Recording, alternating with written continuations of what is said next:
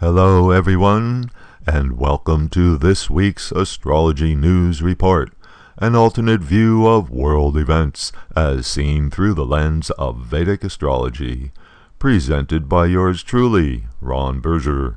Today is August 5th, 2018. In this segment, we'll take a look at the week that was and see how the planets' patterns in the zodiac matched up with the past week's events. For the past couple of months, there's been a really weird planetary combination in the zodiac. Mars, the planet of force and conflict, has been in close contact with Ketu, the eclipse point that signifies past karma and the unseen dimension. Then, at the end of June, Mars began a retrograde phase while still in close contact with Ketu. That's the planet of action and force, going backwards in the zodiac, which has a lot of negative implications. Retrograde Mars combined with Ketu is an energy pattern prone towards all sorts of unreliable, weird behavior, out-of-control events, even chaos.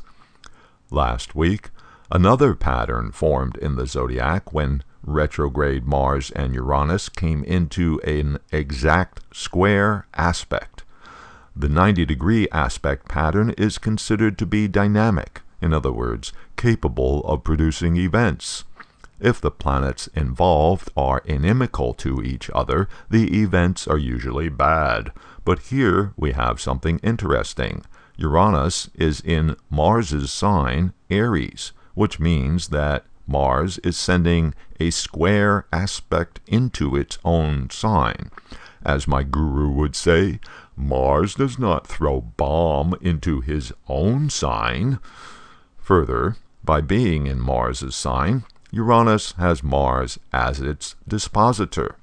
In other words, Uranus sends its energy back to Mars. When a planet is aspected by its dispositor, it becomes stronger. Further, Uranus is now stationary as it prepares to go retrograde on August 7th. Stationary planets are exceptionally strong. Uranus is the planet of freedom and independence, therefore rebels and rebellion. Uranus represents unusual and often sudden events. Uranus is also the planet of inspiration, realization, and enlightenment. All of these Uranus significations are stronger than normal from the end of July into the middle of August. Over the past week, Trump held 3 of his demagogic-style public rallies. Listening to him, it was obvious he needed to blow off some steam and pick up some applause. After a rather testy week during which the news narrative featured the trial of his former campaign chairman, Paul Manafort. That retrograde Mars conjunct Ketu combo has been transiting in Mr. Trump's 6th house of enemies and defense. The square energy pattern with Uranus just makes things more extreme. Note that the extra strong Uranus is transiting in Trump's 9th house of belief. That's the planet of independence and rebellion, in position to give him extra faith in his own version of truth. Retrograde Mars with Ketu impels him to return to the past, boasting of his 2016 campaign. Watching him whip up the passions and prejudices of his benighted crowd, it was hard to believe that this is the current president of the most powerful nation on earth. In fact, it was downright scary to contemplate that. One of the main targets of Trump's wrath was the media, and his followers agreed with him, making threatening gestures to the journalists who were there to cover the rallies. Why does Trump target the media? Because he doesn't want the public to believe the media. Trump wants you to believe him, to believe his version of the story. So, the media and the journalists become the enemy. Now, with Mercury retrograde and opposed by Mars, the energy pattern in the zodiac is actually helping Trump, since Mercury is the planet of the media and Mars is the planet of attack. At these rallies, there were people holding up placards featuring the letter Q, representing a fringe conspiracy group calling itself QAnon, which has been lurking about on the internet for the past year. Using the public stage of last week's Trump rallies, this group has suddenly popped up into the mainstream media's reports. These people exist in an alternative information universe. That's Mercury, planet of information, retrograde, and distorted by the aspect of Mars. Also, Mars, planet of actions, is aspecting and stimulating Uranus, planet of rebels, to come out of the shadows. Another, rather different example of a Uranian-type rebellion, the Koch brothers, those uber-wealthy conservative Republican activists, have evidently broken with the Trump administration.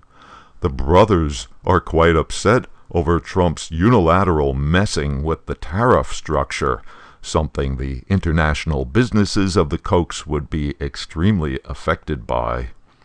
The brothers have suggested that they may even back some Democrats for the midterm elections.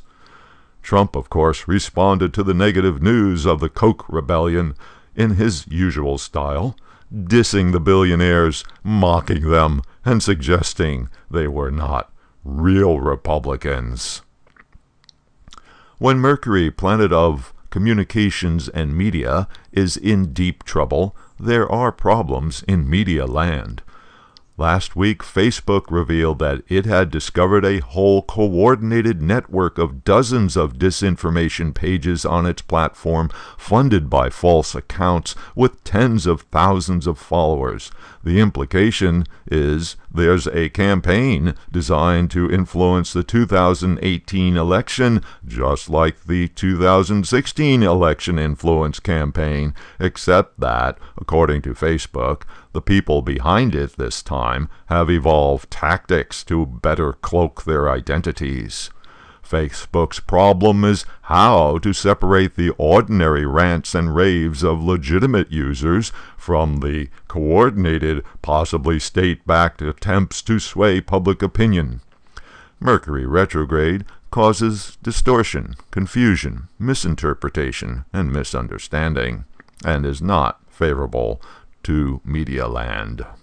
Meanwhile, in the Capitol, Trump maintains there is no Russian interference, but then his security staff, all of them from FBI chief to national security head, stood up there in a White House press conference and clearly stated the opposite.